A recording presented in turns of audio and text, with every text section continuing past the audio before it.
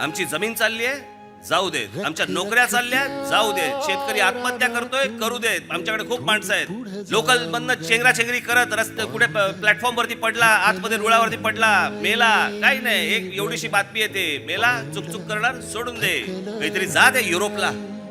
ज्यांनी पहिलं महायुद्ध पाहिलं, ज्यांनी दुसरं महायुद्ध पाहिलं, ज्यांचा प्रत्येक घरामधला एक माणूस मेलेला आहे, प्रत्येक घरामधला एक एक माणूस मेलेला आहे, त्यांना माणसांची किंमत माहिती आहे. आम्हाला माणसांची किंमतच माहित नाहीये. आम्हाला स्वातंत्र्य फुकटात मिळालं, आणि आम्हाला स्वातंत्र्य फुकटात मिळालं, त्याच्यामुळे आम्हाला लोकशाहीची किंमतच नाहीये. लोकशाहीची किंमत नाहीये, त्याच्यामुळे आम्हाला निवडणुकीची किंमत नाहीये. निवडणुकीची किंमत नाहीये, त्याच्यामुळे आमच्याकडे निवडून कोण आलाय, किंमतच नाहीये. आई वडिलांनी जन्म दिलाय म्हणून जगायचं, हे जर समजा तुमचं कर्तव्य असेल तर असल्या लोकांचं नेतृत्व राज ठाकरेला नाही करायचं, मला नाही करायचं असं. तुमच्या जर संताप नसेल, तुमच्या जर आग नसेल, काय उपयोग आहे त्याचा? कशाला महाराष्ट्राचे नागरिक म्हणायचं आम्ही?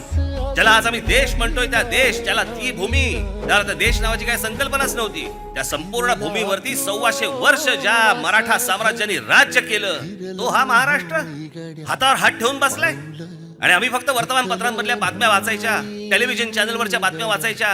केवढं का वाईट झालं, केवढं रे वाईट झालं, एवढंच फक्त आम्ही बोलायचं आणि सोडून द्यायचं.